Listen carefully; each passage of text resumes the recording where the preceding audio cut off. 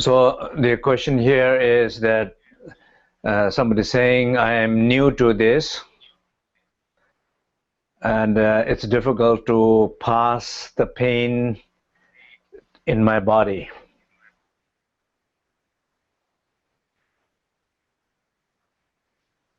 So obviously, you know, like people who are just doing practices, pretty new to these exercises, it's a very normal to, you know, not able to pass through your pain in your body, or pass through your voices in your head, or pass through the sense of kind of closeness in your heart. It's difficult. So not to think that you're alone. That I think many people, even people, you know, practicing for a long time, these experiences can every now and then can happen to anybody. So, but at least you're aware of that. At least you are aware that you are in pain, that you are not moving through that. So when you are being aware of that, I think awareness is already a good thing, even though sometimes it's not finding a solution. For example, when the child is crying, and child is crying more because mother is not around, nobody's around, and the moment child sees the mother is aware of it, mother notice that, child already feels supported. It might not able to immediately help, but is already feeling a help, already just being aware of it. So I'm sure you'll go past that, and you'll find the inner stillness and find that the source of healing.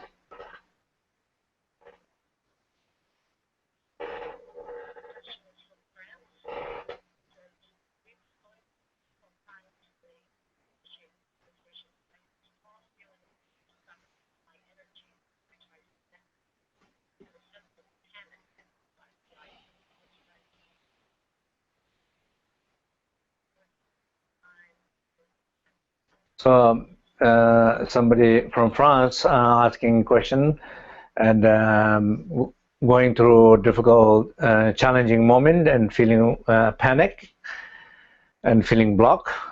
So again, in the same way, you know, during the meditation, we are trying to say this. Remember this, you know, like effort is exit, resting its door. Effort is exit. So when we disconnect, resting is the door. So when you are having panic attacks, when you are feeling like energetic blockages, and what you do is, once again, simply be aware of that, and as a mother, so if you can in a way deal with it in two different ways. One, if you feel strong enough, your awareness is like a mother who is aware of that attack. That means able to hold some space for that pain.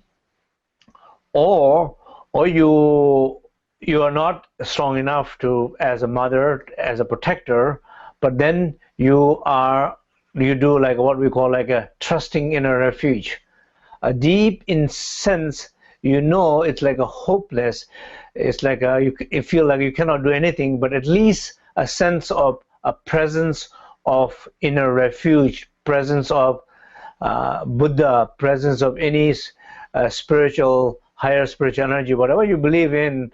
There's something beyond your ego is there. Like when there's a very bad weather, stormy, dark, wet, windy, cold, what do?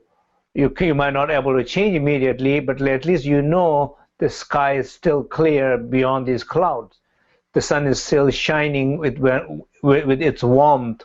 It's there, and soon it is going to come, because it's not going to continuously be cloudy, be raining. So you have some sense of its existence, its presence, and its hope. Holding that sense of hope, I think even that will help you.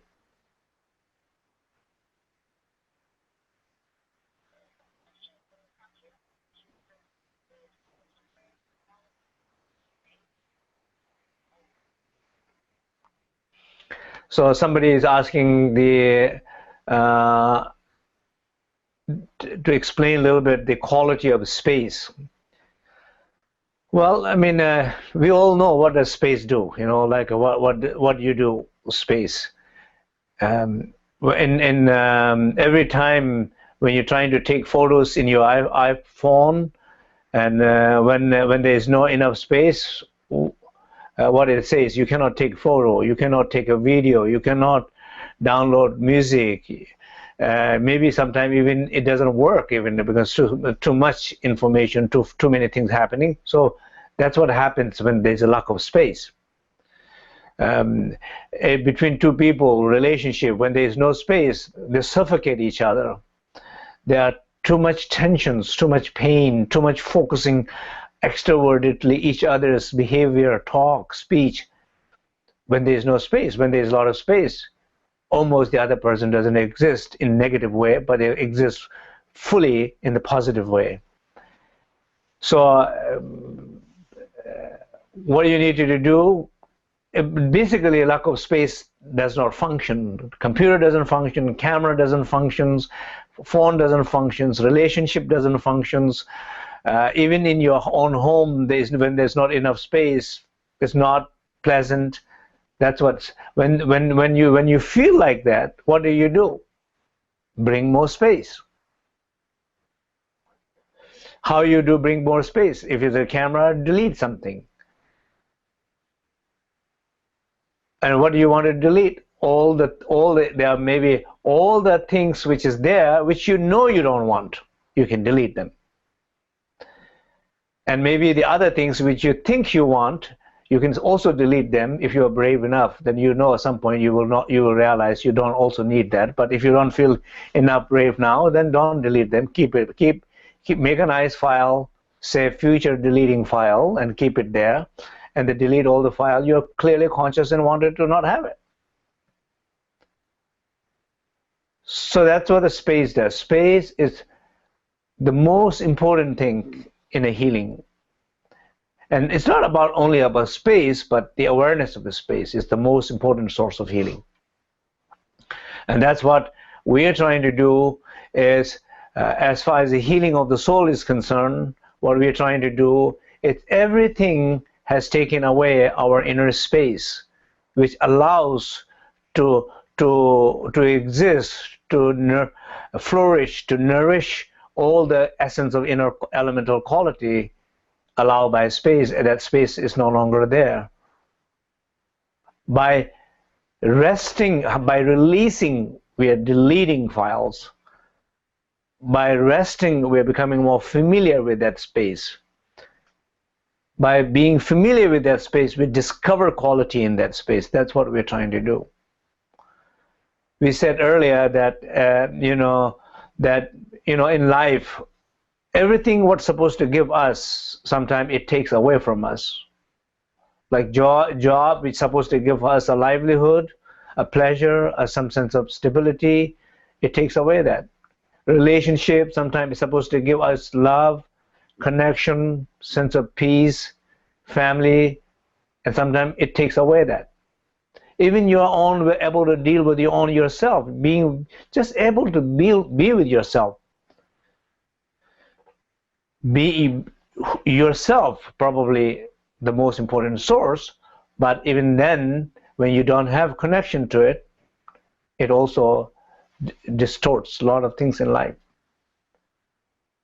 So we know underlying so much effort is taking away these things, and we are trying to release them, rest, and realize these qualities in that space, because that space is the most important source. Okay, maybe one last one.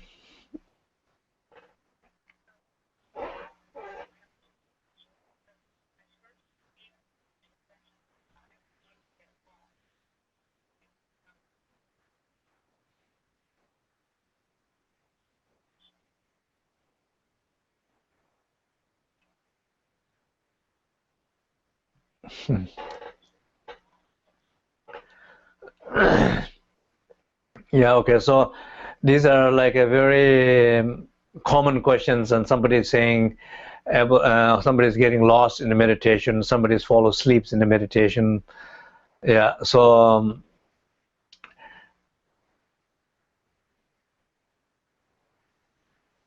when you fall asleep in the meditation, people usually say, uh, don't meditate on your sofa.